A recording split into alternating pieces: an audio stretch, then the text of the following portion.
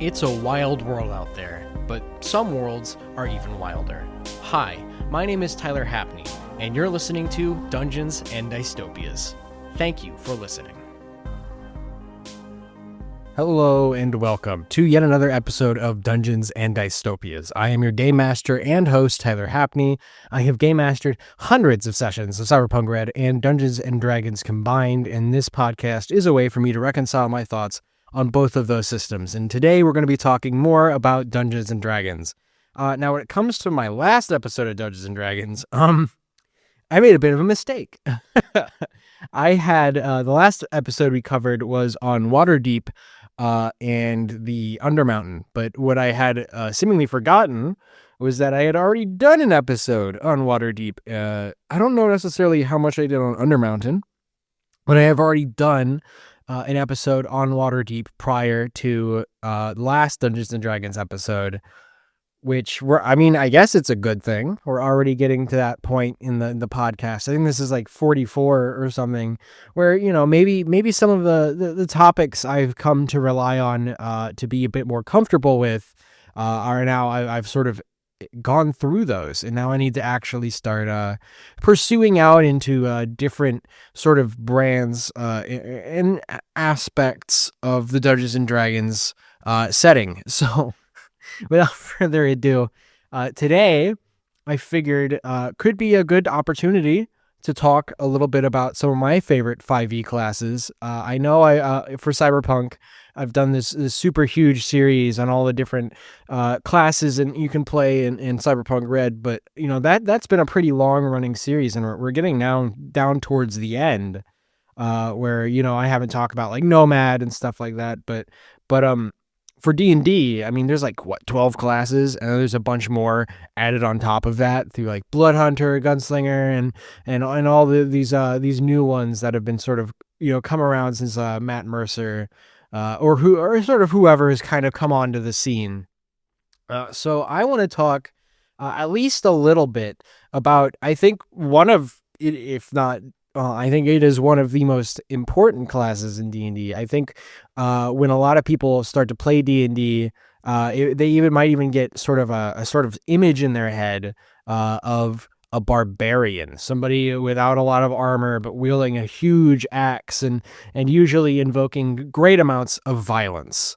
That is, of course, the beloved Barbarian. And for me personally, I've always considered Barbarian to be a very easy first class to play. They have the highest hit die out of any other class, usually the highest damage die as well, and they've got some interesting things that make them very useful for first-time players.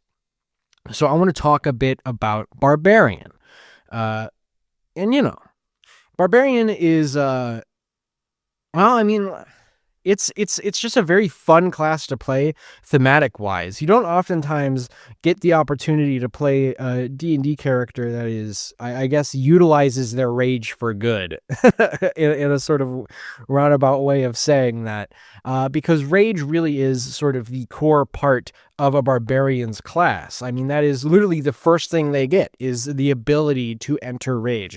And what is rage? Well, for those who haven't played, rage is a state of being. Depending on your barbarian level, you have a certain number of charges.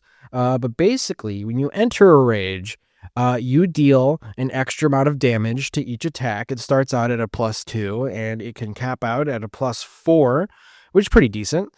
And then you also get any non-magical attacks. So piercing, bludgeoning, slashing from non-magical sources, you have that damage.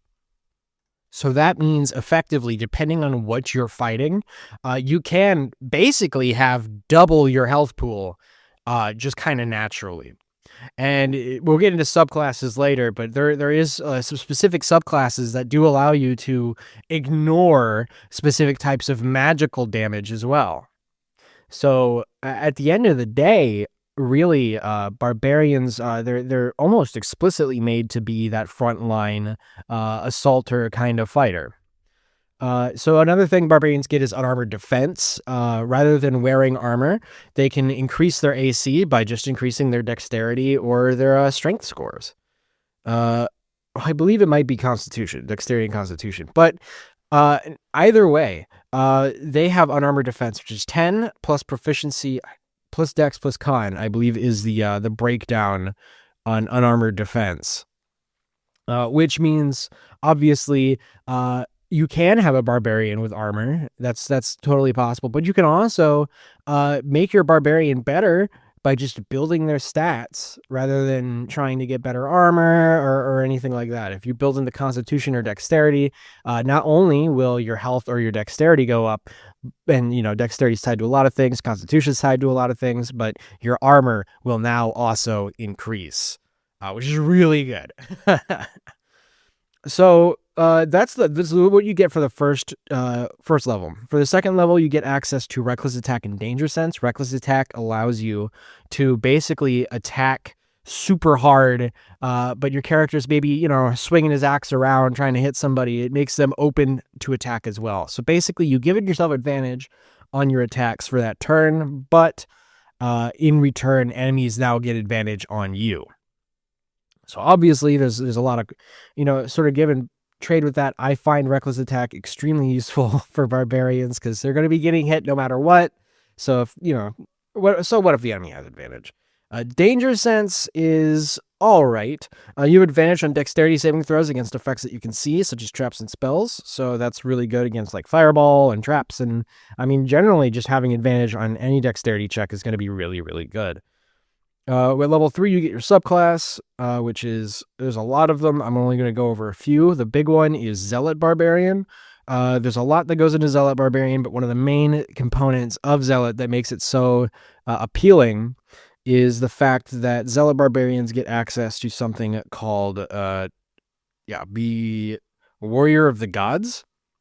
So basically, a Warrior Zealot, when they get something cast on them like Raise Dead or Revivify, the caster does not need material components, which is, might not sound whatever, but when you think about it, to cast Revivify, I'm almost positive it's like a 1,000 gold gem or something like that, and you need that in order to cast Revivify. That's the material component of the spell. But with the Zealot Barbarian, you ignore that completely. It doesn't cost anything to revive your Zealot Barbarian, even if you're casting Raise Dead, which is even more expensive than Revivify. Another one that is really good, in my opinion, in this one, I'm sure most people have probably heard about it. It'd be Totem Warrior, which is a type of barbarian that gives them access to a bunch of different sort of, class traits that they can choose from, depending on necessarily kind of what sort of build they want. And one of those totems does allow them to be resistant to all other, I believe, damage types when they're raging, except for psychic damage. Attacks on the mind still work very well on barbarians, no matter what barbarian they are. Typically, your barbarian is not going to be the most intelligent person. Typically, they build their stats to be more physical based. I mean, that's where they get all of their benefits from, so it only makes sense. But, just keep that in mind. And the last one I want to talk about is Battle Rager. Berserker. Battle Rager is interesting. That one's for dwarves only, though. Berserker, on the other hand, gets access to a higher up level of rage. They get a frenzy. And when they frenzy, you can now make an extra melee attack as a bonus action.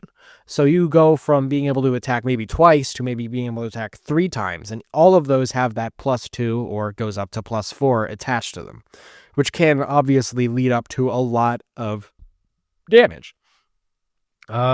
Thing about Frenzy, though, is when it ends, the player suffers from a level of exhaustion, which would give them, I believe, disadvantage on ability checks and attacks, which obviously can be countered slightly with Reckless Attack. So at the end of the day, they've got a way out of it. But Path of the Berserker is definitely an interesting one because that's really your high damage output barbarian. All right, so moving on. Obviously, you get your ability score improvement at level 4, your extra attack at level 5. Barbarians get access to fast movement, so it increases at level 5. Their movement speed also increases by 10 feet, kind of like a monk. At 7th level, you get advantage on initiative rolls, and you cannot be surprised.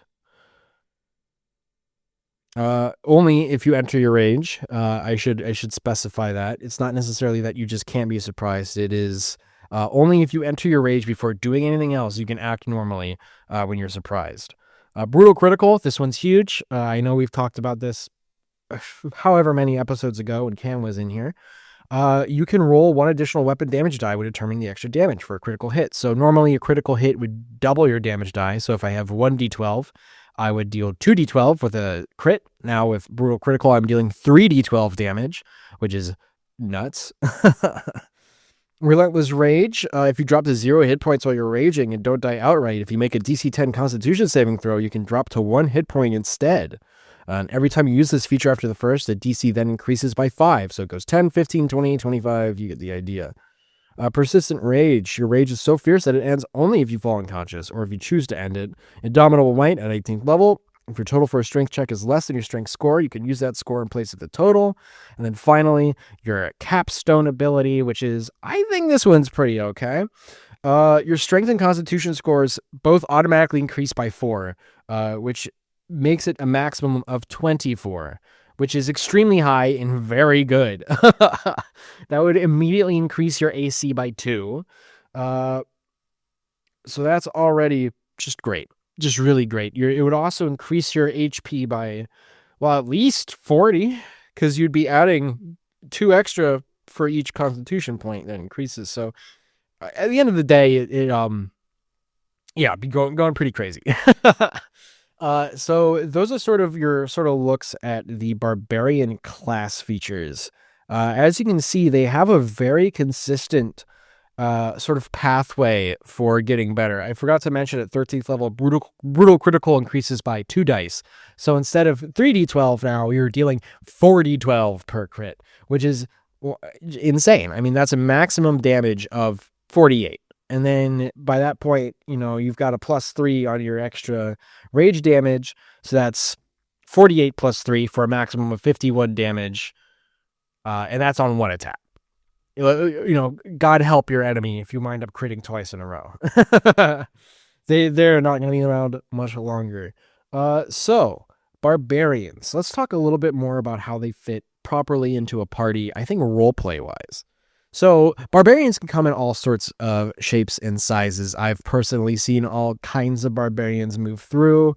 But one I think of the more fun archetypes for Barbarians is, just straight up Barbarian. Someone who's dumb, who's angry, but maybe has like a solid gold heart where they have a group of friends or whoever that they treat as their found family.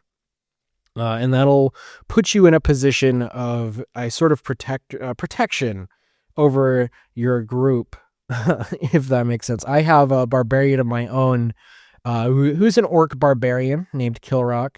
Orc is a great race for barbarian because they get an ability to, I believe it's as a bonus action, they can move their movement up towards an enemy.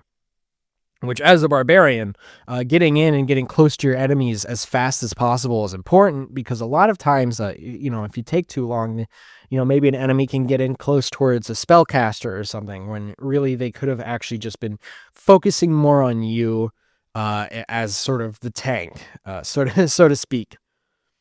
Barbarian really, honestly, I think for most people trying to get into Dungeons and Dragons, if you're looking for just that hack and slash kind of play style, Barbarian and Fighter, you literally just cannot beat them. I do think over Barbarian and Fighter, in terms of, what a good first class in Dungeons and Dragons would be, I'm always going to be, I think, personally pushing towards Barbarian. Not to say that it's easy or anything, but compared to your spellcasting classes and even something like a monk, this is, far and away way easier to understand, way easier to interface with, to just sort of sit down, have your character sheet and be like, okay, so this is my attack, this is my damage. I can enter a rage, pretty much have everything down already. A lot of the other things that Barbarian gets is technically passive, unarmored defense, technically danger sense in a way, even though you kind of have to memorize that. Extra attack, fast movement, brutal critical. That's all more passive stuff. It's kind of just something that as part of your character now, rather than a trait or a feature that you explicitly activate as a bonus action or a reaction or whatever. This is a lot more stuff that's built into making your toolbox wider, and you're making your character more powerful and rounded out in general, rather than making them, I guess, better at specific things, or different types of play styles, like maybe a monk might have. So that's Barbarian.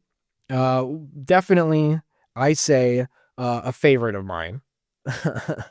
I've played quite a few Barbarians in my time. I've had quite a few players play Barbarians, and they're always fun to DM for.